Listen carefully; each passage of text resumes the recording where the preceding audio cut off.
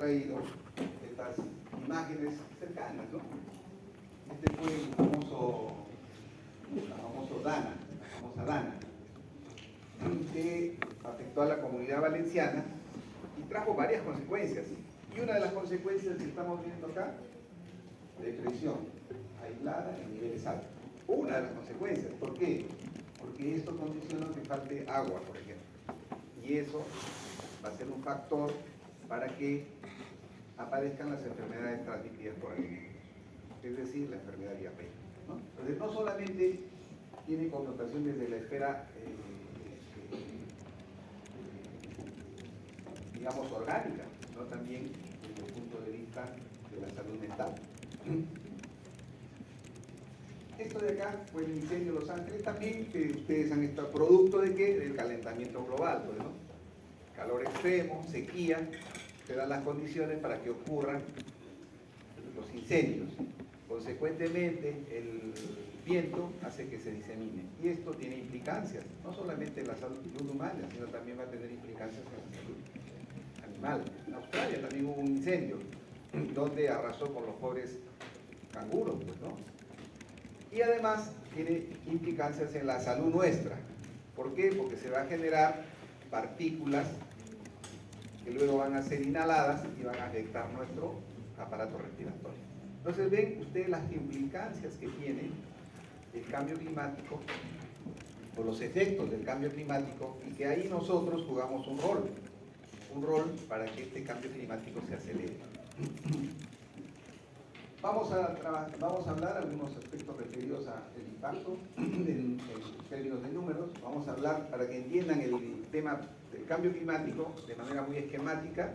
Vamos a hablar de este efecto invernadero, que ahora lo vemos como algo malo, pero el efecto invernadero van a ver ustedes que es un elemento importante para la sobrevida humana, pero que como consecuencia de la actividad humana, esto se ha convertido en un problema, y vamos a ver por qué.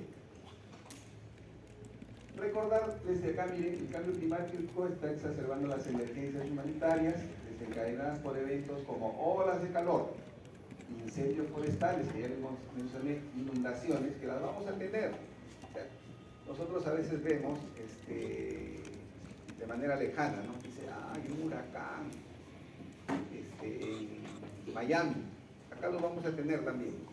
Acuérdense, y los que van a evidenciar eso van a ser ustedes. Y lo estamos diciendo este año 2025, en que ustedes están en el tercer año. Tormentas tropicales y huracanes, los cuales se están incrementando tanto en escala como en frecuencia y severidad. Ese es el efecto del cambio climático. El efecto no es que hayan inundaciones, no es que hayan incendios, no es que hayan olas de calor, tormentas tropicales, huracanes, esos han habido. El problema es de que este cambio climático está incrementando en escala como en frecuencia. O sea, son más severos y además ya no son cada 10 años, son cada 3 años, cada 4 años. Ese es el impacto que tiene el cambio climático. Miren esto también, dice, actualmente 3.600 millones de personas residen en áreas altamente vulnerables al cambio climático. 3.600 millones. ¿Cuántos millones de habitantes tenemos? ¿Saben? En el planeta. ¿Cuánto? Somos 8.000 millones más o menos, ¿no? 8.000 millones ya bordeamos.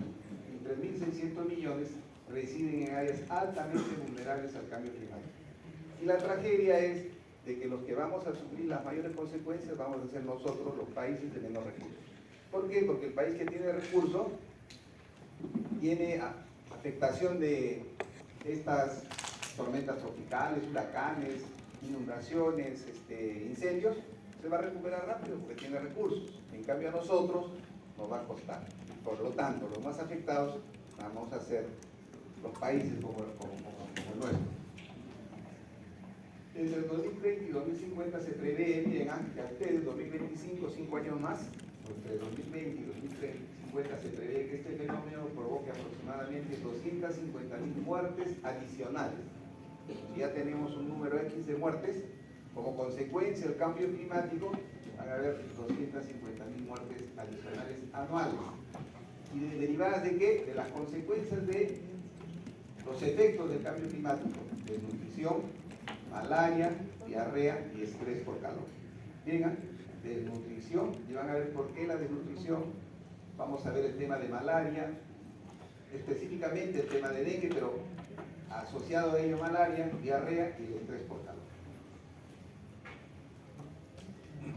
También podemos hablar en términos de costo, lo que nos va a costar.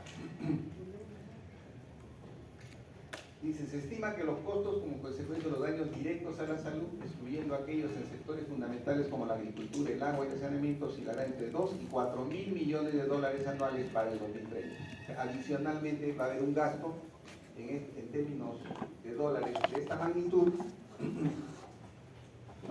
como consecuencia del cambio climático. Entonces miren, yo les digo por eso, si esto afecta a los países de menos recursos, evidentemente la capacidad de respuesta ante estas pérdidas va a ser menor y consecuentemente los sufrimientos y los efectos van a ser mayores. Acá, como las nuestras nuevamente, miren, las regiones con infraestructura sanitaria deficiente son las menos capacitadas para hacer frente a estos desafíos. Llueve intensamente y se inunda el establecimiento de salud y se acabó la asistencia sanitaria, ¿no? Ya no podemos vacunar, ya no podemos hacer control de los pacientes que tienen tuberculosis, ya no podemos hacer control prenatal. Consecuentemente, se van a presentar los riesgos que van a condicionar mayor morbilidad y mayor mortalidad. En las regiones vulnerables, la tasa de mortalidad por fenómenos climáticos extremos en la última década fue 15 veces mayor que en menos vulnerables.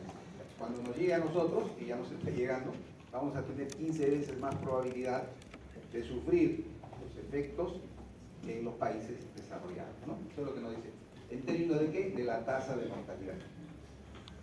O sea, el riesgo de morir en los países que tienen menos capacidad de respuesta, es decir, los que tienen mayor vulnerabilidad, la mortalidad va a ser 15 veces mayor. Acá que en Estados Unidos, acá que en Canadá, acá que en Londres, ¿no? Esa es la tragedia y eso lo van a enfrentar ustedes. Por eso es trascendental de que conozcamos este tema. Y acá lo que les quiero decir que el efecto invernadero es un elemento necesario para la vida humana.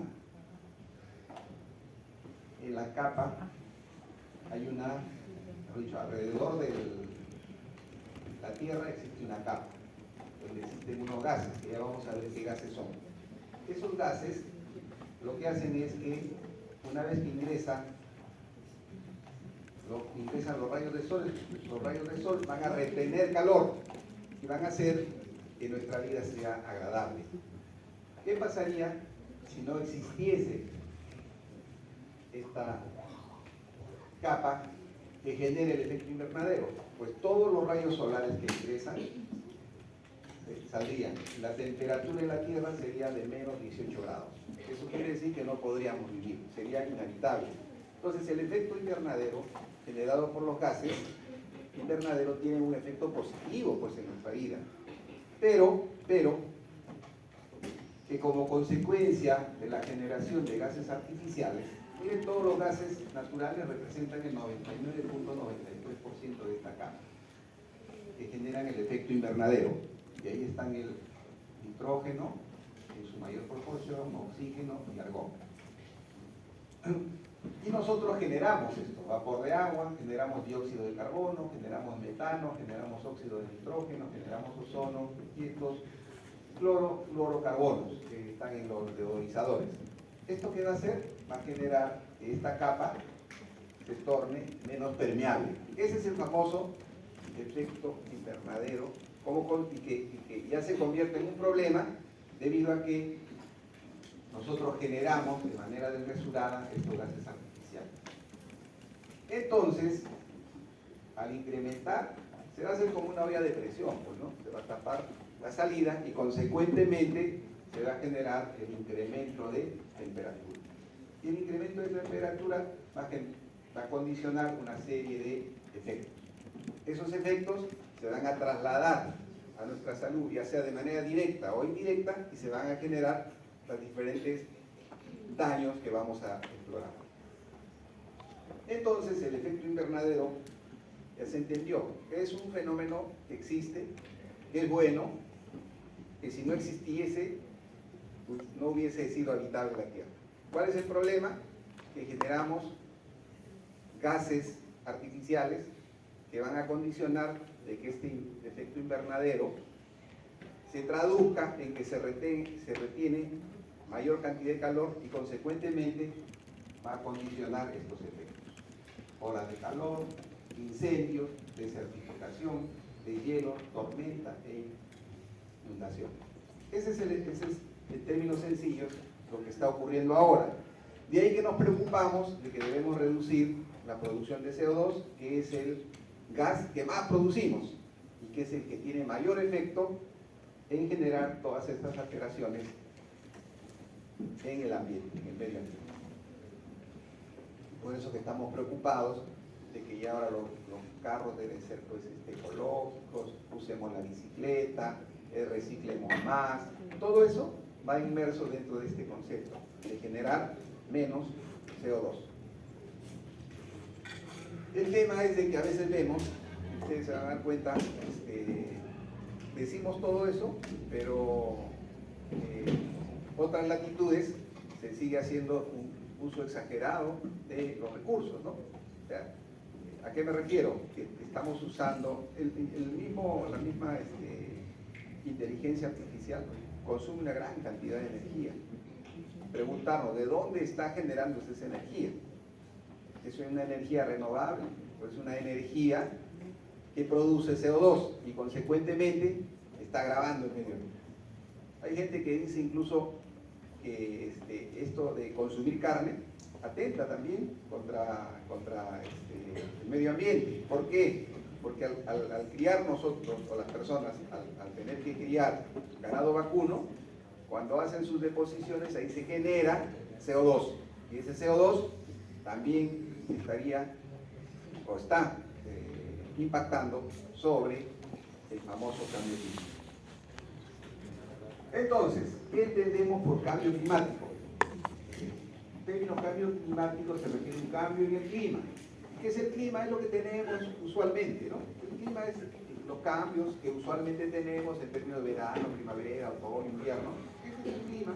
Pero el cambio climático son los cambios en el clima que se atribuyen directa o indirectamente a la actividad humana. ¿Por qué? Porque hemos dicho, la actividad humana genera CO2.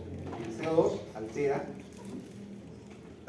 la capa de ozono, o la capa que genera este efecto invernadero y consecuentemente va a alterar el clima. Y como dice acá, este cambio climático, producto que actúa sobre el clima, como consecuencia de una actividad directa o indirecta del ser humano, va a alterar la composición de la atmósfera global. Lo que hemos explicado, ¿no? Esa alteración de la atmósfera global, además de ser adicional a la variabilidad climática natural observada durante periodos de tiempo comparado. Dicho de otra manera, en resumen, el cambio climático son aquellos cambios que ocurren en el clima, pero de manera exagerada, vamos a decir. Y por eso les definía acá también qué es el clima. Se refiere al promedio regional o global a largo plazo de los patrones de temperatura, humedad, precipitaciones a lo largo de estaciones, años por año. En verano la temperatura en Lima 26 grados, eso es, pues, ¿no? Eso es normal, siempre ha habido, se moviliza entre 24 y 26. Temperatura en invierno, las temperaturas llegan a 13, 14 grados. Entonces el cambio climático, ¿qué es lo que está haciendo? De que ya estemos teniendo temperaturas de 30, 32 grados, por ejemplo, en verano. Y en invierno estemos bajando a 10 y de repente menos. Entonces, ese es el término de cambio climático, cambios en el clima, que son consecuencias de la acción humana, fundamentalmente. ¿Por qué? Porque esta acción humana, reitero nuevamente, lo que va a hacer es alterar la composición de la atmósfera global. Y hay indicadores que nos dicen que ya está acá el cambio climático. Por ejemplo, el aumento en el número anual de muertes y hospitalizaciones debido al calor extremo. Esto está ya documentado. El calor extremo produce un número mayor de muertes y hospitalizaciones. ¿En qué personas va a ocurrir este fenómeno? Fundamentalmente en los extremos de la vida, pues, ¿no? Los más ancianos y los más pequeños. Luego también el otro indicador es incremento de las tasas de lesiones y muertes debido a la creciente frecuente de desastres climáticos en muchas regiones. Ejemplos que tenemos, por el Guayco, ¿qué ocurrió? Aplastó a una persona, le provocó un trauma. A eso se refiere incremento de lesiones y muertes por los fenómenos climáticos que condicionan, por ejemplo, los huaicos, ¿no? Luego, ampliación, esto es otro dato importantísimo también, miren, ampliación en el rango geográfico de varias enfermedades infecciosas transmitidas por vectores. O sea, donde no había, dice antes, dengue solamente se genera a una altitud de 2.000 metros, por decir. No, ahora encontramos en 2.500. ¿Por qué? Porque las condiciones ambientales favorecen la vida de estos vectores. Entonces, ese es el otro indicador, que ya no solamente tenemos dengue donde debía haber, no solamente tenemos UTA donde debía haber, sino ya en lugares en los cuales no existían, debido a que el cambio climático está generando las condiciones para que se reproduzcan estos vectores. También esto de acá, que no lo vemos nosotros, pero nos preocupa. Nos preocupa ¿por qué? Porque si hay aumento en el ritmo de brotes costeros de cólera, ¿no? En relación con el calentamiento global de las aguas costeras y eventos del fenómeno del Niño, estamos predispuestos. Ustedes escuchan, por ejemplo, de que ocurren brotes de cólera en Haití como consecuencia de estas modificaciones en el clima. El otro indicador es de que aumentan los precios de algunos alimentos básicos. ¿Por qué? Porque la sequía va a hacer que no se produzca una cantidad adecuada de arroz, por ejemplo, de trigo, por ejemplo, o las inundaciones. ¿Y eso qué va a generar? Va a generar un impacto en los precios. ¿Recuerdan lo que ocurrió con el limón? ¿No? Costaba hasta 30 soles. Y después vino el otro tema, fue el ajo también, ¿no? Los ajos también. ¿Producto de qué? De estos cambios en el clima. Entonces, se van viendo ustedes de que también tiene impacto en los precios y consecuentemente eso hace de que se disminuya. Si bien en este ejemplo que les pongo no es vital, pero si el precio del arroz, el precio del trigo, el precio del maíz sube, sí va a tener un impacto en el estado nutricional. ¿Y qué efectos tiene el cambio climático? El cambio climático se convierte en un riesgo para la salud. Y este riesgo para la salud tiene que ver con factores de vulnerabilidad que están mencionados acá. Todos estos factores de vulnerabilidad, estos elementos, riesgos relacionados con el clima, y ahí están estos riesgos: calor extremo, incremento del nivel del mar, contaminación del aire, la distribución de los vectores en lugares donde no correspondían, ¿no? Y también tenemos a la gente expuesta. Todos estos factores, los factores relacionados a la vulnerabilidad, los riesgos relacionados con el clima y las personas y la infraestructura expuesta, van a condicionar estos efectos relacionados con daños traumatológicos, relacionados con el incremento de la temperatura, relacionados con enfermedades respiratorias transmitidas por el agua, zoonosis, vectores, malnutrición, enfermedades no transmisibles, enfermedades mentales. Miren todos los impactos que tiene el cambio climático. ¿Y ustedes los van a enfrentar? Pues todos van a enfrentar estos efectos que tiene el cambio climático. Y la otra cosa también que habíamos comentado, de que va a tener impacto en los cuidados de la salud y efectos también en el sistema de salud. Sin dejar de lado que nosotros como sector salud también somos generadores de o contribuimos con el cambio climático. ¿Por qué? Porque comenzamos a usar, por ejemplo, material descartable. Y eso va a contribuir al cambio climático. O no hacemos un uso racional de los recursos, como por ejemplo de energía, como por ejemplo de agua, lo cual deberíamos trabajar también para reducir el consumo exagerado de agua y el consumo exagerado de luz. ¿Por qué? Porque eso indirectamente también va a ser un elemento que va a condicionar la generación de CO2. El efecto del cambio climático sobre la salud puede ser directo, puede ser indirecto a través de los sistemas naturales o a través de los sistemas socioeconómicos. ¿A qué nos referimos con ello?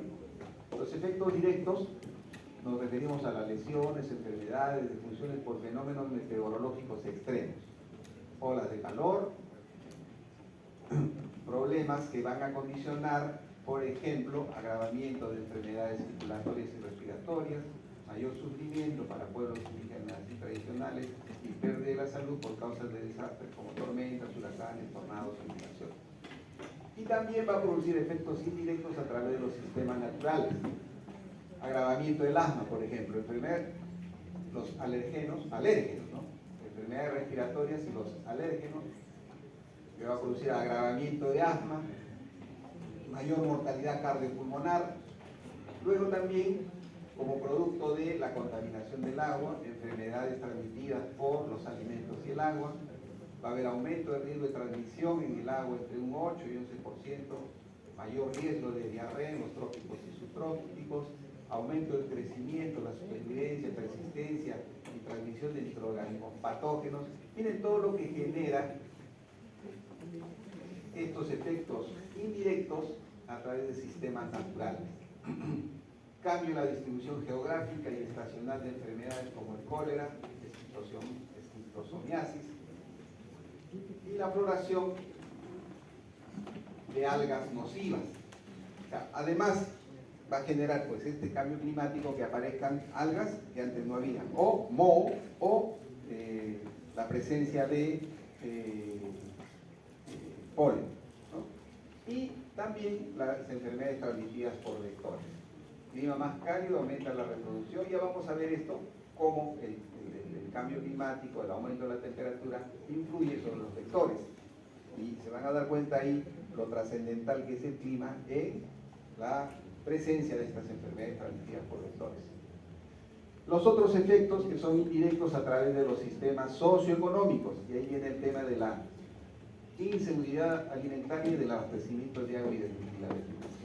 Decíamos, ¿no? El cambio climático va a generar inseguridad alimentaria, va a generar desabastecimiento de agua, y eso va a condicionar aumento en los riesgos de desnutrición, va a producir efectos combinados de la desnutrición y las enfermedades infecciosas. O sea, va a haber desnutrición, más enfermedad infecciosa, y se va a dar el círculo vicioso. Bueno, el círculo vicioso: enfermedad, desnutrición, enfermedad, y finalmente la muerte. Se va a ver afectada también nuestra salud laboral y en los grupos vulnerables. Ejemplo: extremo calor, las personas que trabajan no protegidas por el techo van a sufrir pues consecuencias como deshidratación, insolación, golpes de calor. Luego, de acá viene lo que les decía también: mayor sufrimiento a las personas mayores, los niños y las personas que viven en entornos deficientes, y para las poblaciones autóctonas y tradicionales. Luego también va a haber como efecto indirecto el proceso de desplazamiento. Ejemplo: hay una inundación, la gente va a tener que movilizarse a otro sitio, va a tener que emigrar. Eso también va a condicionar problemas de angustia. ¿Por qué? Porque la persona va a quedar desarraigada, pues, ¿no?, de su vivienda. Consecuentemente, esa condición, más la presencia per se de un desastre natural, va a condicionar enfermedades mentales y estrés. Entonces, los efectos climáticos pueden ser directos, a través, por ejemplo, del calor y todas las consecuencias. Puede ser a través de los sistemas naturales, la presencia de los alergenos, alteraciones en los alimentos y el agua, o la modificación del vector y consecuentemente el incremento de la posibilidad de que este exista en lugares donde no existía, o la posibilidad de que pique más frecuentemente o que reduzca su periodo de incubación extrínseca o que sea más infectante. Y también a través de los sistemas socioeconómicos referidos al abastecimiento de agua y de nutrición, al tema de la salud laboral y de las actividades que desarrollan las personas y de la presencia de grupos vulnerables, y también, producto de los desplazamientos forzados, la presencia de enfermedades mentales y la presencia de estrés. Acá, para ver lo mismo que les hemos mencionado, solo decirles de que hay efectos directos. Vamos a ver. Efectos directos, ¿no? Efectos directos que están referidos a daños, muerte, estrés postraumático y riesgo de enfermedad. Y estos son los impactos indirectos en la salud, ¿no? Todo lo que hemos tratado también y que va a impactar en la higiene de alimentos, en el desarrollo del niño, en el estado nutricional, en problemas de salud mental, riesgo para el desarrollo de enfermedades infecciosas, eventos de depresión en la población. Entonces, acá para ver de que no es simple, como ven ustedes, el tema del cambio climático afecta una serie de vías, ¿no?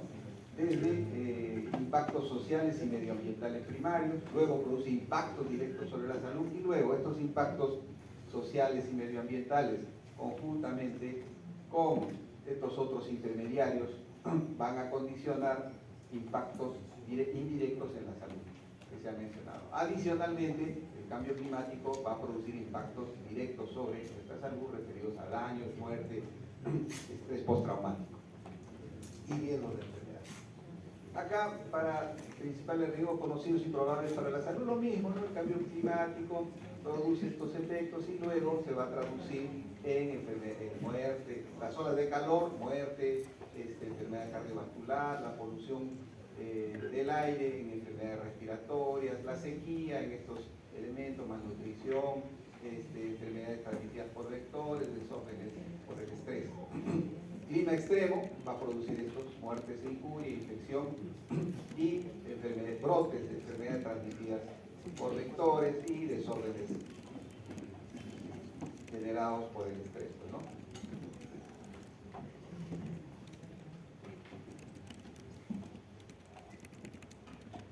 Ya, ¿no? Olas de calor, polución, sequía, van a condicionar, cada uno de ellos van a ir condicionando ciertos daños o riesgos de muerte o de enfermedad. Clima extremo, olas de calor, contaminación del aire y sequía.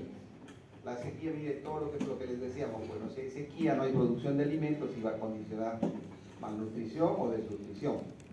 Va a producir esto de acá, enfermedad transmitida por vectores y desórdenes por estrés. Vamos a ir desarrollando cada una de ellas y vamos a empezar con esto, con las enfermedades transmitidas por vectores, que es un tema que lo vamos a vivir, ustedes lo van a vivir. Ojalá que ya la vacuna pueda ser de aplicación universal y esa es una barrera que nos va a proteger frente a esta eventualidad. Pero el panorama con respecto al cambio climático está dado, ¿no? El cambio climático puede tener un impacto significativo en la transmisión de enfermedades infecciosas transmitidas por vectores. Factores como la temperatura, la humedad, la alteración de la lluvia, la humedad del suelo y el aumento del nivel del mar pueden contribuir. Creo que se entiende, ¿no? ¿Por qué? Porque se van a dar las condiciones para que estos vectores se reproduzcan. Y no solo se reproduzcan, sino van a ver ustedes que tiene impacto también en la capacidad del vector de picar. Cuanto más temperatura, el vector se vuelve más activo y pica más veces. Y eso está estudiado y lo vamos a ver. Es un proceso complejo determinar cómo estos factores pueden afectar el riesgo de enfermedad transmitida por vectores. Hay explicaciones. Esto ya lo saben, ¿no? Esto ya saben. El vector pica a un enfermito. Para que se pueda producir la transmisión tiene que haber esto de acá. ¿Cómo se llama esto?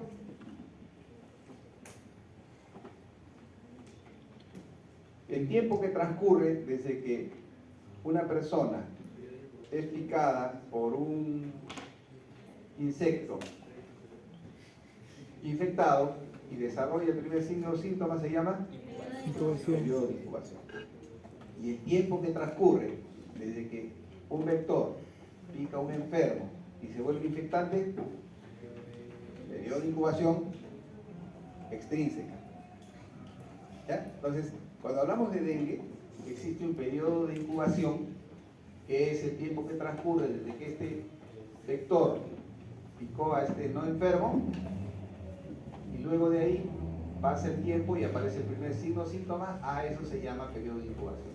Pero hay un periodo, por eso también es importante que sepan, ¿no? Si un vector pica a una persona y al día siguiente ese vector pica a una persona enferma y este vector pica a uno sano, no le va a dar dengue. ¿Por qué? Porque se requiere este periodo de incubación extrínseca. Ahí está en inglés, pues no, periodo de incubación extrínseca. ¿Qué significa? Significa que una vez que pica el vector, va a pasar a su intestino y después va a ir a sus glándulas salivales. Y ahí en sus glándulas salivales el vector se va a capacitar, vamos a decir, para ser infectante. Entonces, esta enfermedad, dengue, es una enfermedad un poco compleja, como ven, ¿no? Necesita un vector para transmitir, pero este vector, para que transmita, debe hacer que el virus sea infectante. Y para que el virus sea infectante, en sus glándulas salivales tiene que sufrir un proceso. Y ese proceso se llama periodo de incubación extrínseca. Una vez que ha pasado ese periodo, que son más o menos 5 a 7 días, recién el vector va a poder ser infectante y producir enfermedad en un huésped no infectado. ¿Y por qué es importante saber eso? Por esto de acá. De la temperatura y su potencial para influir en la transmisión de arbovirosis. Ya está estudiado esto de acá, la capacidad vectorial. La capacidad vectorial es la capacidad, o sea, que tiene el vector de picar. O sea, es la capacidad potencial que tiene un vector de picar a los huéspedes susceptibles. Eso se llama capacidad vectorial. Y esa capacidad vectorial se ve afectada por estos elementos que están viendo acá. Dice la capacidad vectorial, y ya se ha hecho una fórmula para poder determinar cuál es la capacidad vectorial, y está definida o está afectada por la temperatura del ciclo gonotrófico. El ciclo gonotrófico es el ciclo que sigue desde que la hembra pica hasta que deposita los huevos y se producen los zancudos adultos, ¿no? Ese es el ciclo gonotrófico. ¿Y de qué depende o cómo afecta la temperatura al ciclo gonotrófico? Aumentando la cantidad de vectores y también aumentando la frecuencia de contacto entre el huésped y el vector. Entonces, cuando hay temperatura, va a incrementarse esta frecuencia de contacto y va a incrementar, evidentemente, como consecuencia de los efectos de la temperatura en el ciclo gonotrófico, va a ocurrir estos elementos, ¿no? Luego también la temperatura va a afectar a la sobrevida del mosquito. Y ahí tenemos sobre qué va a influir, sobre la mayor sobrevida y sobre el periodo de incubación extrínseca que vimos. Entonces, el periodo de incubación extrínseca, como consecuencia de la temperatura, va a ser de que este periodo de incubación extrínseca sea más corto. Y el otro elemento de esta fórmula está referida a la competencia del vector. Cómo la temperatura afecta de manera sustancial la competencia del vector. ¿Y qué es la competencia del vector? La competencia del vector es la capacidad que tiene el vector de infectar al huésped susceptible. Entonces son dos conceptos, miren, que no es lo mismo la capacidad vectorial de la competencia del vector. La competencia del vector es la capacidad que tiene el vector de transmitir la enfermedad, de estar infectante. Mientras que la capacidad vectorial está referida al número de picaduras potencialmente que puede producir un vector. Y esta capacidad vectorial, o sea, dicho de otra manera, ¿cuándo picará más? Cuando se alteran estos elementos que están en la forma. Y la temperatura tiene efecto sobre estos elementos, en mejorar la sobrevida, en disminuir, por ejemplo, el periodo de incubación extrínseca, en mejorar la competencia del vector, en aumentar la susceptibilidad del huésped vertebrado, y en aumentar también el periodo de infección del huésped vertebrado. Esos efectos tiene la temperatura y eso en la competencia del vector. Entonces, acá se ha generado, no es importante que recordemos la fórmula, lo que es importante es que sepamos que hay una serie de elementos que van a intervenir para mejorar la capacidad vectorial. Y la capacidad vectorial es las veces que potencialmente un vector puede picar.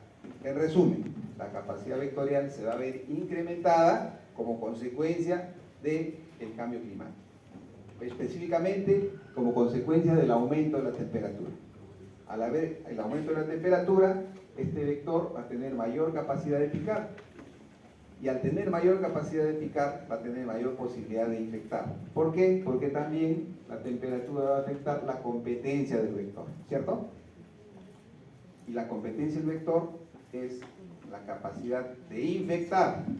O sea, tiene mayor capacidad de infectar y además tiene mayor capacidad de picar.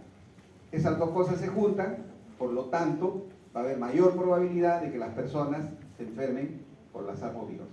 Esa es la explicación por la cual estas enfermedades se harán más frecuentes. Y acá les estoy trayendo, hablábamos de malaria, y les traigo acá algunos estudios donde muestran, por ejemplo, la reintroducción de malaria viva en un área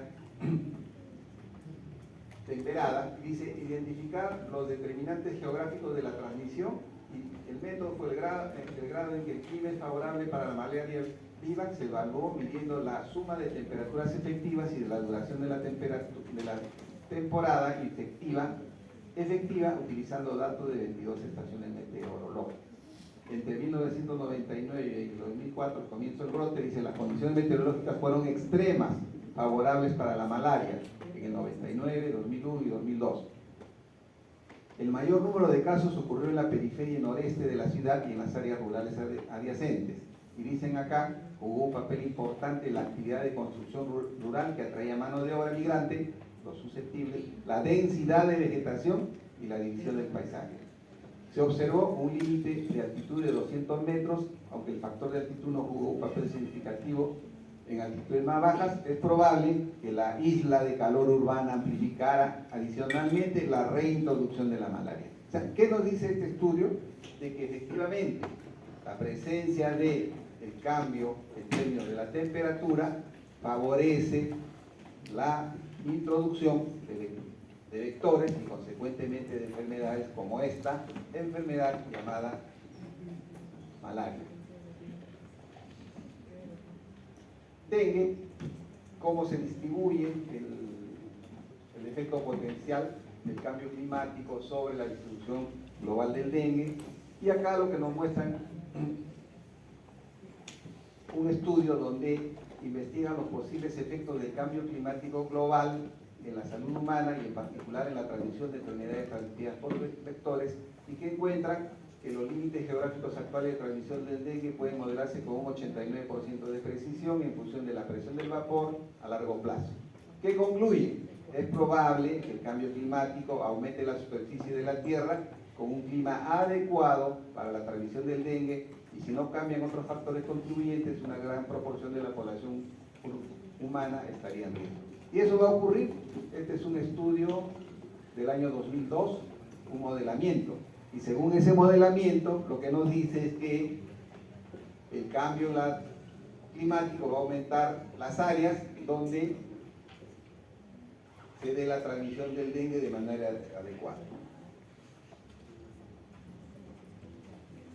Entonces, eso es con relación a algunas evidencias que nos dicen de que el cambio climático va a generar enfermedades relacionadas con los vectores y que estas enfermedades van a ser vistas incluso en lugares donde antes no se habían visto o donde se decía tradicionalmente de que no había. También ya nos están demostrando de que esto va a ocurrir en la medida de que se dé el cambio climático. Luego tenemos efectos potenciales en la salud respiratoria como consecuencia del cambio climático.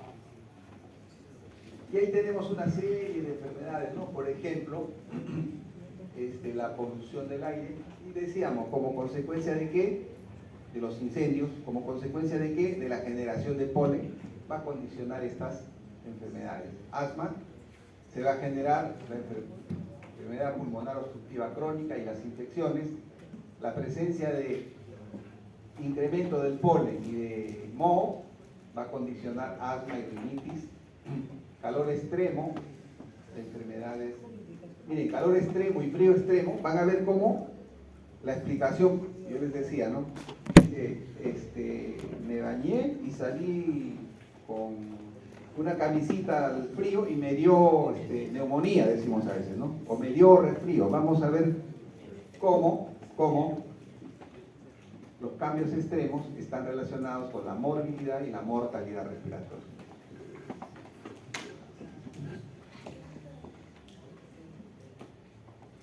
Listo. Entonces, como ven, todas estas enfermedades pueden estar relacionadas con cada una de estas condiciones que ocurren. Y acá, para reiterar lo mismo, la humedad, la calidad del aire, la sobrevida, reproducción, distribución de patógenos, van a tener efectos sobre la morbilidad y la mortalidad respiratoria. Cambios en la composición de la producción y diseminación de aeroalergenos también va a condicionar problemas de la salud respiratoria. Y acá vemos que el cambio climático representa una amenaza directa para la salud respiratoria que, al exacerbar las enfermedades respiratorias o aumentar la exposición a factores de riesgo. Aumentos en la contaminación del aire y el agua debido al cambio climático están en el origen tanto de infecciones respiratorias como de las exacerbaciones de enfermedades respiratorias crónicas, como el asma y la enfermedad pulmonar obstructiva crónica. Entonces, ya vamos viendo que la contaminación del aire, la contaminación del agua debido al cambio climático puede originar estas condiciones respiratorias, ¿no? Exacerbación de enfermedades crónicas como el asma y la enfermedad pulmonar obstructiva crónica. Y acá, este es el otro tema también importante. Afecta el inicio, miren, va a cambiar los climas, pues, y al cambiar los climas, lo que va a hacer es de que las plantas florezcan más precozmente y tengan mayor tiempo de florecimiento. Consecuentemente, ello va a hacer que la duración y la intensidad de la temporada de polen se alargue. Eso va a traer como consecuencia las enfermedades alérgicas, la rinitis alérgica, el asma bronquial. Dice, los estudios sobre la respuesta de las plantas a los niveles atmosféricos elevados indican que las plantas exhiben una mejor fotosíntesis y efectos reproductivos y producen más polen. Miren el efecto que tiene el cambio climático. No solamente que florecen más, sino que generan mayor cantidad de polen. Y eso va a influir directamente en la salud respiratoria. Dice, las plantas florecen antes en las áreas urbanas que en las áreas rurales. Eso se va a generar de que las plantas van a florecer antes en áreas urbanas que en áreas rurales, correspondientes con una polarización más temprana de unos 2 a 4 días. ¿Qué significa eso? Que va a haber mayor exposición a estos alergenos y consecuentemente mayor riesgo de que se produzcan las enfermedades alérgicas. Y estos cambios obviamente pueden aumentar el riesgo de alergia al polen. Estos son todos los mecanismos por los cuales el cambio climático va a producir problemas respiratorios, ya que va a afectar la calidad del aire y la polinosis, lo que a su vez aumenta la frecuencia y gravedad de asma y afecta la expresión clínica de enfermedades alérgicas, rinitis alérgica. También, miren, el cambio climático altera el momento, dispersión, cantidad y calidad de los aeropatógenos, así como la distribución y gravedad de la enfermedad alérgica. Entonces, el cambio climático no solamente va a influir en términos de el polen, sino que va a favorecer también la dispersión, la cantidad y la calidad de los aeropatógenos. Y acá tenemos algunas evidencias que sugieren que la prevalencia de la enfermedad respiratoria alérgica relacionada con el polen ha aumentado en las últimas décadas. Y eso creo que lo vamos viendo también nosotros, ¿no? Ahora, yo digo, ya es una enfermedad de la modernidad, el asma bronquial, la rinitis alérgica. ¿Quién lo tiene, no? Todos tienen ahora. Y en el hospital, una patología frecuente es el asma bronquial. ¿Producto de qué? De estos cambios, como yo les digo, no del cambio del frío que hace o del calor que hace, ¿no? Sino de las consecuencias que produce este cambio climático. Y ya estamos viendo qué consecuencias produce el cambio climático, por ejemplo, en la generación de aeroalergenos, en la sobrevivencia de los patógenos que podemos contagiarnos por vía respiratoria. Dice acá también, muchas especies de polen alergénico se han asociado con exacerbaciones estacionales del asma. El cambio climático también aumentará la frecuencia e intensidad de las inundaciones y los ciclones, y por lo tanto la producción de esporas de hongos, que son un potente desencadenante del asma y de la rinitis. O sea, no solamente porque hay mucho calor, sino también si hay inundaciones, si hay lluvias, si hay ciclones, va a haber la generación de esporas. Y estas esporas también tienen un impacto en nuestra salud respiratoria. La exposición aumentada al polen también puede influir en la susceptibilidad. Miren, esto es importantísimo, ¿no? Miren, que la exposición al polen aumenta la susceptibilidad a infecciones virales. ¿No? Y vemos, aquel que tiene un cuadro alérgico tiene mayor susceptibilidad de desarrollar una infección. Y hay estudios. Acá hay un estudio a propósito del SARS-CoV-2, donde dice que se ha observado que los pacientes con alergia expuestos al polen en el aire tienen una mayor vulnerabilidad a las infecciones virales, incluidos el SARS-CoV-2. Evidencia publicada respalda la idea de que el polen ejerce, y ahí está la explicación, efectos inmunomoduladores que inhibirían la respuesta antiviral y consecuentemente aumentarían la susceptibilidad no solamente al SARS-CoV-2, sino a otro tipo de virus respiratorio. Entonces ahí está la explicación. El polen lo que hace es reduce la respuesta inmune del individuo y consecuentemente lo hace más susceptible a una serie de virus respiratorios. Acá lo que les gusta a ustedes para explicarnos por qué el calor, por ejemplo, condiciona alergias. Entonces, el calor y el viento lo que favorece es la producción, la liberación y la propagación de los alérgenos. Esa es la explicación. Igualmente, ¿por qué el calor está relacionado con la presencia de disnea? Se presenta hiperventilación debido al calor intenso. Como un mecanismo de compensación, al calor intenso se presenta disnea. Asma e hiperreactividad bronquial. El polen absorbe el agua y se rompe más fácilmente, y el viento favorece su diseminación e inhalación. Ahí están las explicaciones. Cáncer pulmonar, bueno, no hay todavía para infección respiratoria. Signos y síntomas respiratorios: se presenta el síndrome de reacción inflamatoria sistémica debido a la hipertermia, o sea, se activa el sistema de reacción inflamatoria sistémica, y eso explicaría la presencia de signos y síntomas respiratorios. Inundación y humedad. Las vías respiratorias se irritan e inflaman debido al moho. Lo que decíamos, inundación y humedad puede generar moho, y los síntomas generales de las vías respiratorias superiores se explican por la presencia de este moho. Las alergias, igualmente, disnea, las vías respiratorias se irritan e inflaman debido al moho. Asma e hiperreactividad bronquial tiene que ver también con este alergeno. Las infecciones respiratorias, el moho podría favorecer las infecciones micóticas, bacterianas y virales, y para cáncer y síntomas respiratorios no hay implicación. Contaminación del aire, creo que es claro, el CO2, la liberación y producción de alergenos por parte de las plantas. Miren, el CO2 aumenta la liberación y producción de alérgenos por parte de las plantas, y eso condicionaría alergia. Disnea, las vías respiratorias se irritan e inflaman como consecuencia de la contaminación ambiental.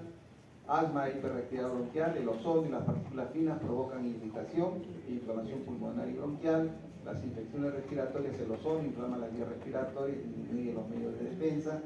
Cáncer pulmonar, si está implicado por la contaminación del aire, las partículas finas se acumulan y eso es un factor que puede desencadenar cáncer. Y acá está lo que les decía, el frío, ¿no? Asma, el aire frío y seco produce constricción bronquial, infecciones respiratorias. El frío reduce los mecanismos de respuesta y reduce la resistencia del sistema inmunitario. Ahí está la explicación por la que el frío, dice, ay, hace frío, ahora me enfermo de, ¿no? Entonces, no es per se el frío. Lo que hace el frío es reduce los mecanismos de respuesta y reduce la resistencia del sistema inmunitario, consecuentemente estamos más susceptibles de desarrollar una infección respiratoria. Luego tenemos las enfermedades transmitidas por el agua. También se predice que el cambio climático tendrá un impacto tanto en los recursos hídricos dulces como en los marinos, lo que aumentará el número de contaminantes transmitidos por el agua que causan enfermedades. Estas enfermedades son causadas, ya sabemos, por diferentes enteropatógenos, ¿no? Dentro de ellos virus, bacterias, protozoos y toxinas también que son producidas por algunas algas. La exposición a estos contaminantes puede ocurrir a través del consumo de agua potable o de agua recreativa contaminada. Hay un tema que tuvimos un problema en un determinado momento, que hubo un incremento de temperatura en el país. Aparecieron una enfermedad por ameba de vida libre. En ameba de vida libre producen una meningitis. ¿En quiénes? En los inmunosuprimidos. Entonces tuvimos 2 o 3 casos y está relacionado con esta ameba que tiene como característica de reproducirse cuando la temperatura del agua se incrementa. Entonces estos niños tenían como antecedente que habían asistido a piscinas, ¿no? Entonces las piscinas que no son bien cloradas y además adicionalmente hubo un incremento de temperatura y coincidió, tuvimos 3 o 4 casos, eso se llaman la ameba come cerebro, se llama. Naegleria fowleri. No, eso es Neisseria meningitis, es otra. Es una ameba de vida libre. Naegleria fowleri. Sí, ajá. Una de esas variantes, de las amebas de vida libre. Una de esas no produce enfermedad, pero los inmunosuprimidos puede producir meningitis. Y esa se llama pues la enfermedad come cerebro, porque si no se diagnostica oportunamente, en verdad se come el cerebro y ya el paciente no tiene salvación, ¿no? Porque destruye el cerebro, Entonces, eso estuvo relacionado con la presencia del incremento de la temperatura. Entonces, les pongo ese ejemplo en razón a que cuando ocurra eso, van a ocurrir pues las condiciones para que se reproduzcan algunos microorganismos y a las personas que tienen alguna condición especial puede afectar. Y a los que no tienen también, porque hay no solamente ese tipo de bacterias o de microbios oportunistas se van a reproducir, sino también se van a reproducir bacterias como por ejemplo Escherichia coli, como por ejemplo Salmonella, como por ejemplo Shigella, ¿no? Los brotes de enfermedades transmitidas por el agua son una secuela aguda de las inundaciones. Esto es entendible, pues, ¿no? Ocurre una inundación, ¿qué va a ocurrir? ¿Qué va a suceder? Acá dice, miren, los brotes de enfermedades transmitidas por el agua son una secuela aguda de las inundaciones. ¿Por qué? A ver, pongámonos a pensar, ¿por qué? Porque se va a producir destrucción de la infraestructura, evidentemente. Consecuentemente, no vamos a tener acceso a agua potable. Eso es lo que ocurre, una inundación recorta el servicio de agua potable y consecuentemente eso aumenta el riesgo y la probabilidad de que se produzcan estas enfermedades. Al contrario, también las precipitaciones intensas pueden hacer de que los microbios se movilicen de una zona a otra, siendo arrastradas por las corrientes de agua. Por ejemplo, este autor encontró que las lluvias torrenciales fueron un factor de riesgo significativo para los enterovirus y para la disentería baciliar. encontró un RR de 1.96 para enterovirus. Y miren, para disentería basilar, cuando hablamos de disentería basilar, estamos hablando de la infección producida por Shigella fundamentalmente, ¿no? Shigella, que produce disentería basilar. Miren, el riesgo relativo fue de 7.7 con un intervalo de confianza que estamos viendo ahí, ¿no? Entonces, este señor encontró que las lluvias torrenciales extremas, y llamó lluvia torrencial extrema a más de 350 milímetros, fue un factor de riesgo significativo para enterovirus y disenterías bacilares, en concordancia con lo que dice esto, ¿no?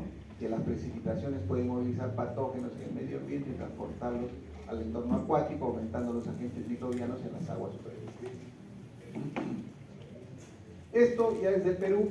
¿Y qué es lo que nos muestran? Lo que nos muestran es acá las hospitalizaciones y su relación con el incremento de la temperatura. Y lo que nos dicen es de que cuando se incrementó más, ¿no?, la temperatura, miren, esto usualmente ocurre esto, ¿no? Pero cuando ocurrió esto que llamamos el fenómeno del Niño, que es esto de acá que está sombreado, se produjo un incremento mayor y consecuentemente hubo un incremento de las hospitalizaciones. Seguramente hospitalizaciones relacionadas con enfermedades diarreicas. ¿Por qué? Porque habiendo estas condiciones de mayor... Sí, dime. ¿Ah? Ya, espera un ratito. Yo pensé que quería hacer una pregunta. Ya, ¿cuál es tu pregunta? No, esa no, puedo, sobre la clase, pues. Claro, que hace tiempo no tenemos un fenómeno del Niño como en esa oportunidad, pero ya se vio de que este fenómeno anómalo produce incremento de la hospitalización en los pacientes. Ya, a ver, conecta, porque seguro te van a llamar del Ministerio de Salud. Entonces, conecta. Doctor, Dime. en la de abajo, ¿qué menciona? ¿Cuál? En la tercera fila. Ajá. ¿Esta de acá? Sí. Esta es la temperatura y esta es la humedad relativa. Humedad relativa. ¿No debería estar subido? ¿Perdón? ¿No debería estar incrementado? La humedad relativa es lo... Ya. A ver, le digo, esto lo que se hizo fue medir y lo que se encontró que la humedad relativa, cuando era el fenómeno del Niño, se mantuvo dentro de los límites, y no es la humedad relativa la que condicionó probablemente, sino el incremento de la temperatura per se. Eso es lo que dice. Eso es lo que no dice. Acá también para mostrarles cuál es el efecto, por ejemplo, del calor, la hiponatremia por ingestión excesiva de líquidos hipotónicos produce náuseas y vómitos, la hipernatremia provoca sed. Entonces, ¿qué significa esto? Estos mensajes que les vamos dando en relación al cambio climático, de que ustedes tienen que ir preparándose también para que cuando hay incremento de las temperaturas se oriente bien a los pacientes para que no tomen soluciones hiponatrémicas o hipernatrémicas y consecuentemente tengan efectos en su salud. En relación a las infecciones gastrointestinales, el calor y la humedad favorecen el desarrollo, la sobrevivencia, la reproducción y la proliferación de algunos agentes patógenos. Miren, ¿no? El calor y la humedad. Por eso decimos que cuando hay calor, ¿no?, cuando hay temperaturas elevadas, vamos a tener el incremento de las enfermedades diarreicas, y la explicación es esto, que van a favorecer el desarrollo, sobrevivencia y reproducción. La sequía, tierras secas y compactas no absorben las lluvias, que terminan lavando las tierras contaminadas y contaminando las aguas. Por otro lado, la falta de agua reduce las medidas de higiene, creo que es lo que hemos comentado. Entonces acá lo nuevo sería de que al no haber lluvias, las tierras se compactan y estas tierras que se compactan van a hacer que los contaminantes se encuentren en la superficie y que puedan ser trasladados a otros lugares contaminando las aguas. Esto de acá sí es entendible, ¿no? Sabemos, por otro lado, la falta de agua va a hacer que no nos lavemos las manos, que tomemos, de repente vamos a usar el agua en menor frecuencia para la higiene respectiva. También, dice, la sequía aumenta la concentración de contaminantes y eso explicaría la presencia de infecciones intestinales. Cuando se trata de inundación, ya dijimos de que lo que va a hacer es que va a hacer que el agua lleve estos microorganismos a otros lugares. Además de ello, favorece el desarrollo, la sobrevivencia y reproducción y la proliferación de algunos patógenos. El contacto con agua contaminada aumenta durante las inundaciones, obviamente, así como el consumo de alimentos contaminados. Con esto de inundaciones no solamente va a ser enfermedad diarreica, tenemos problemas, por ejemplo, con leptospira, ¿no? Cuando hay inundación, estamos preocupados porque no haya casos de leptospira. Y eso ya lo hemos visto. ¿Quién es el reservorio de la leptospira? ¿Se acuerdan o no? Sí, les presentamos cuando hablamos de la cadena de transmisión y dijimos reservorio y les mostramos unas fotos de una rata que está miccionando en un río. ¿Se acuerdan o no? No se acuerdan, yo les pongo hasta las fotos para que se acuerden con esas imágenes grotescas, pero nada, ustedes la pasan nomás. Sí, ya veo. Y esta es otra enfermedad que seguramente la van a escuchar y de repente alguien ha tenido la experiencia, que es el tema de la enfermedad mano-pie-boca y que también está relacionada con el cambio climático. Y como dice acá, hay evidencias epidemiológicas que indican que los factores meteorológicos como la temperatura y la presión atmosférica pueden aumentar la presencia de esta enfermedad. Eso, por ejemplo, sería interesante porque nosotros hemos tenido brotes de esta enfermedad, mano-pie-boca. Es una enfermedad viral producida por el virus Coxsackie, ¿no? Y que produce casualmente lesiones de la boca, lesiones de la mano y lesiones del pie, por eso se llama enfermedad mano-pie-boca.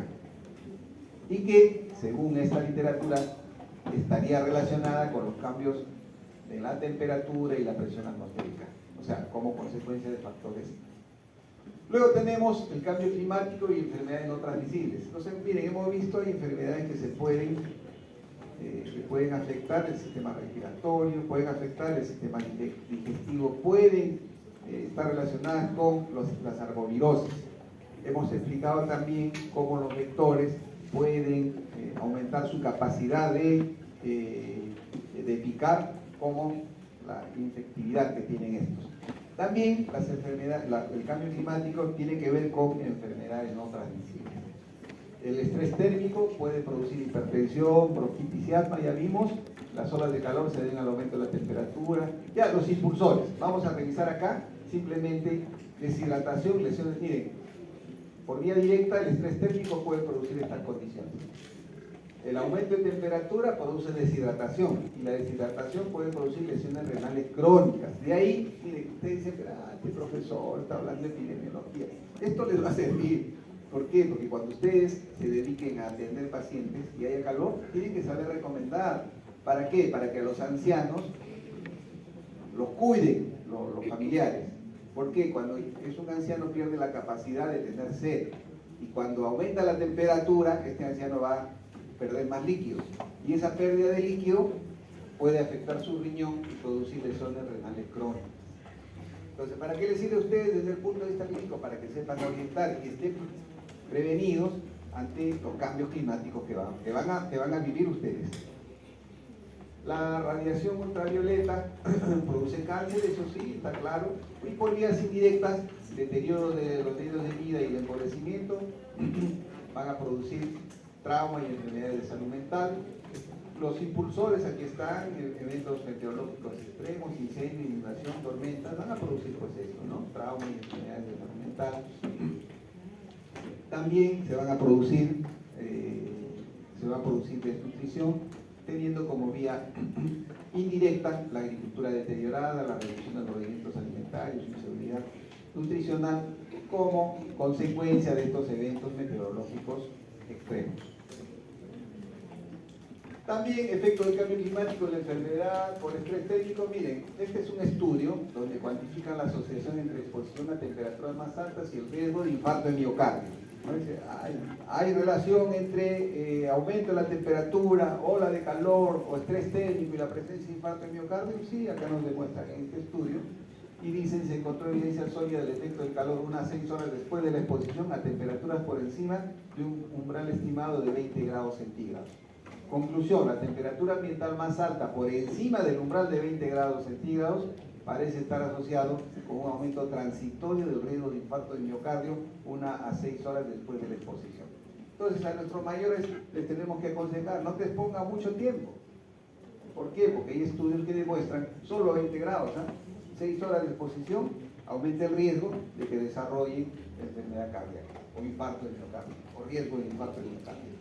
Imagínense, con 28 grados no vamos a llevar al abuelito a la playa, por ejemplo. No, vamos abuelita, hay que ir, eso es un aburrido, no quieres estar con nosotros, ¿no? O el niño pequeñito también, hay que tener cuidado. Pero hablando de infarto en los adultos mayores. ¿Cuál es el mecanismo que produce el calor? Que dice que las placas escleróticas, como consecuencia de la taquicardia, van a aumentar su concentración en la sangre y eso van a obstruir los vasos sanguíneos. Esa sería la explicación. Las sequías y contaminación del aire, no se sabe cuál es el mecanismo biológico, pero posiblemente ocurre el síndrome de respuesta inmunitaria inflamatoria sistémica, el síndrome de respuesta inflamatoria sistémica, y eso condicionaría la presencia de angina de pecho e infarto de miocardio. Y el frío también, miren, cuando hay mucho frío también las placas, ¿por qué? Porque en el calor y en el frío lo que va a ocurrir es taquicardia. Y la taquicardia va a hacer de que las placas escleróticas aumenten, o mejor dicho, que la taquicardia va a hacer que las placas escleróticas aumenten su concentración en la sangre y consecuentemente puedan producir infarto de miocardio. Entonces hay un libro bonito de donde he sacado esto, que sería bueno que lo vayan revisando. No es un libro de epidemiología, es un libro de clínica, donde les van explicando la parte fisiopatológica, donde les van explicando qué acciones debemos de tener frente a la inminencia del cambio climático. También enfermedades por salud mental, los efectos directos incluyen patrones estacionales alterados que afectan el estado de ánimo, estrés relacionado con temperaturas altas o bajas, contaminación, migración externa, interna, ritmos circadianos alterados. Claro, miren, cuando hay exceso de calor o exceso de frío, se ven alterados nuestros ritmos circadianos, pues no. La noche no podemos dormir si hay mucho calor, por ejemplo, se altera el ritmo circadiano. Y todo eso ya ustedes seguramente tienen la explicación fisiopatológica, qué sustancias se liberan cuando hay estas alteraciones. Esa parte ya la tienen que revisar directamente.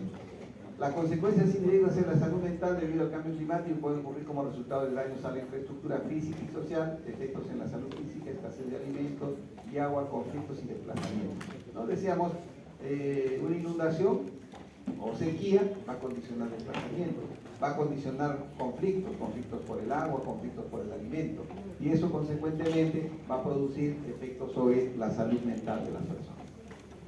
Se ha observado que los eventos de calor extremo y humedad aumentan las admisiones hospitalarias por trastornos del ánimo y del comportamiento, incluyendo esquizofrenia, manía y trastornos neurológicos. Incluso el incremento de la temperatura tiene efecto sobre los medicamentos que toman las personas con estos problemas. O sea, es un tema de verdad que lo van a tener que revisar de manera más profunda, no solo desde la perspectiva epidemiológica, pero lo que hemos querido en esta oportunidad es que vean que tenemos un problema y ese problema se va a ir agravando en la medida que los estados no tomen conciencia, todos, no solo nosotros, no solo dicen no tales, pero en Europa todos tienen aire acondicionado en el carro, en la casa, tienen en invierno calefacción. ¿Y de dónde usan, o qué energía usan? Ahí viene el interrogante. Y a nosotros nos dicen, no, destruyas tu bosque, o no hagas esto, o restringe la electricidad, ¿no? Entonces ahí hay un contrasentido que yo en verdad no lo logro entender. Pero que vamos a tener estas condiciones, sí las vamos a tener. Y en la vida y en la práctica médica, ustedes van a tener que enfrentar. Y acá ya se hizo un estudio con algo muy reciente, que fue el huracán Katrina, y ahí que dice, se estima que entre el 20 y 35% de los sobrevivientes experimentaron algún tipo de problema de salud mental después del desastre. Este autor impone una prevalencia de 31.1% de trastorno de ansiedad y del estado de ánimo entre los sobrevivientes del huracán. ¿Producto de qué? Del cambio climático, del huracán Katrina, ¿no? Acá Una revisión sistemática de la literatura señala que la vía causal más importante relacionada con la sequía y la salud mental es a través de los efectos económicos. ¿A qué significa eso? Significa si hay sequía, este pobre señor no va a poder producir, y si no puede producir no va a tener ingresos, y si no tiene ingresos va a afectar su salud mental. Por eso dice, estos efectos son más prominentes entre los agricultores cuyos medios de vida económicos dependen de las condiciones ambientales. Los impactos menos comprendidos en la salud mental incluyen la angustia causada por la degradación ambiental. Estoy angustiado, ¿qué va a pasar? Viene el cambio climático, hay degradación, ¿no? También puede presentarse ansiedad o desesperación debido a la toma de conciencia sobre el cambio climático. Eso no buscamos en ustedes, jóvenes. No buscamos de que tengan ansiedad o desesperación debido a la toma de conciencia sobre el cambio climático.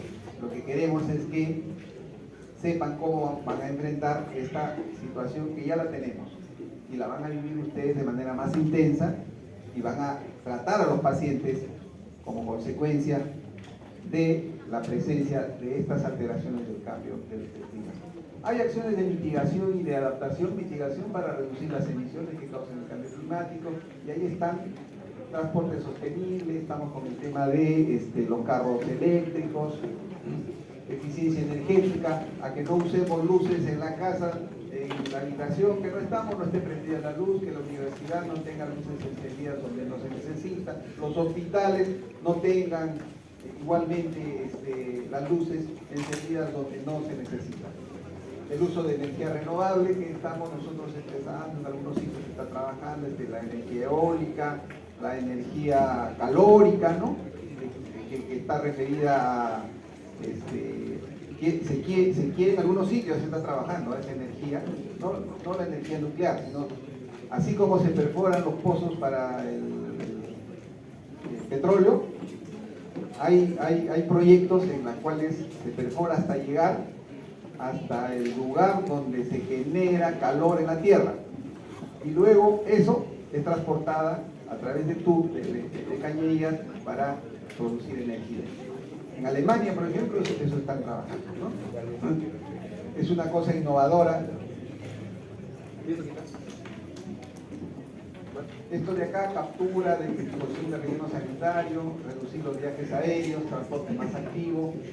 Y yo diría acá también el tema de que nos corresponde a nosotros, pues, ¿no? El tema del reciclaje, del reuso, de los materiales. Y adaptación, ya bueno, protección de alimentos, gestión de desastres y continuidad del negocio, mejoras en la infraestructura, programas de salud, planificación empresarial, planificación continua para eventos climáticos extremos, ayuda para personas vulnerables y acciones que tienen que ver con la mitigación y la adaptación, educación, sistema alimentario local y conservación del agua, ¿no? Bien, ¿cuál es la utilidad? Y ahí viene, para que vean, la utilidad desde la perspectiva epidemiológica, organizar la vigilancia epidemiológica de enfermedades que pueden ser afectadas por el cambio climático, como las que hemos revisado, transmitidas por vectores, las transmisibles con la leptospirosis que les decía, causadas por el calor, asma, cáncer de piel, enfermedad renal crónica, de causa no tradicional.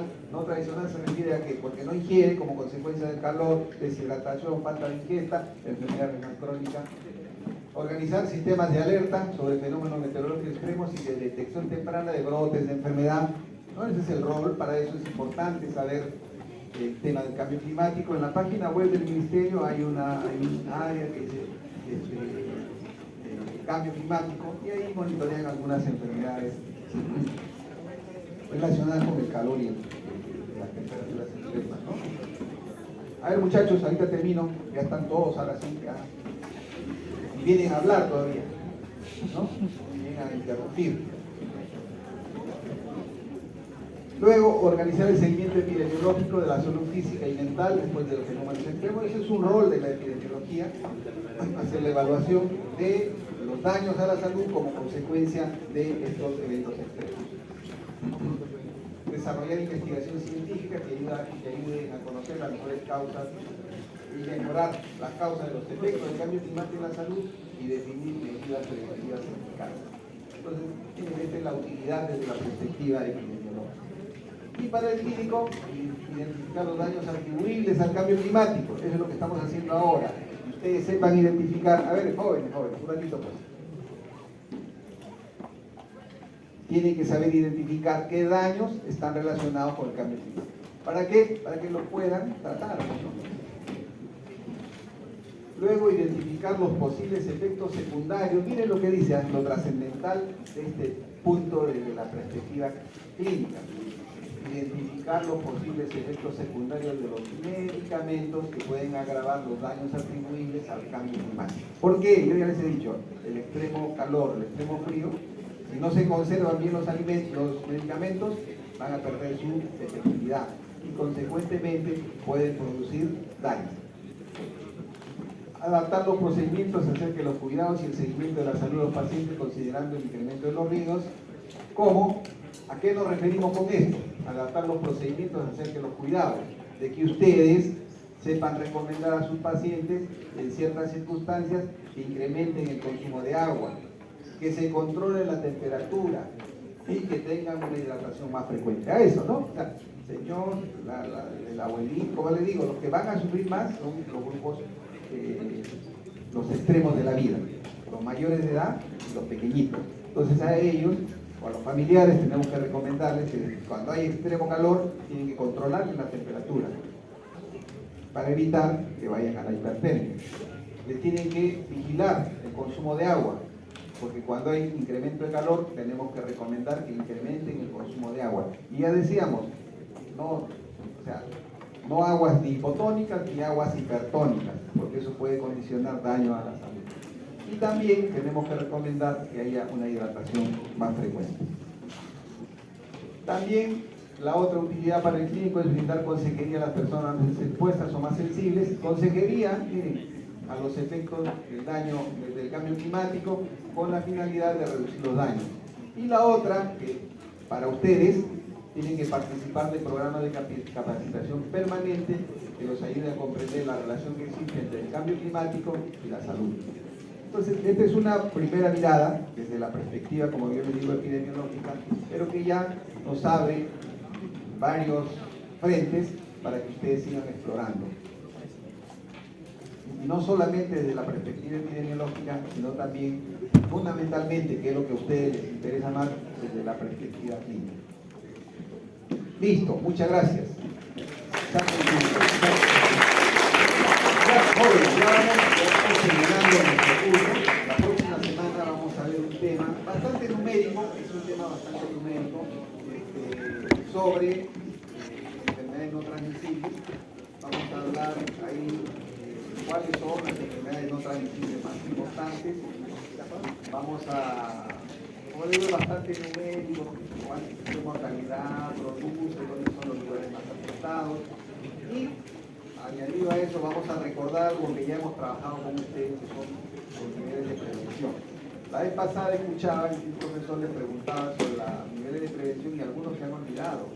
Yo les he dicho, el curso es como la investigación, es circular. Entonces, vamos a tratar de medidas de prevención en el contexto de las enfermedades no transmisibles, pues no tienen por qué olvidarse, ni tampoco decir esto no debe venir en el examen, porque son conocimientos previos que han tenido ustedes y los vamos reforzando en esta parte del curso. Y luego, en la última reunión, vamos a tratar aspectos trascendentales sobre el tema de epidemiología hospitalaria. Y eso ya orientado para preparándolos a ustedes para cuando vayan a los establecimientos de salud y vean qué medidas de prevención deben de tener para que no se infecten, por ejemplo, de influenza número 1, para que no se infecten de virus sincicial respiratorio, para que no se infecten de COVID, para que no se infecten de tuberculosis. Y luego, el otro aspecto de la última clase que está referida a manejo de los residuos sólidos. ¿Por qué? Porque cuando yo estudié medicina, estos temas no se trataban. Ahora se tratan por dos cosas. Por el tema de la contaminación ambiental, el otro aspecto, porque significa, si no se hace una buena segregación en el establecimiento de salud, significa un costo adicional para la institución. Y tercero, ¿qué es lo que asusta a los directivos? Porque ponen multas.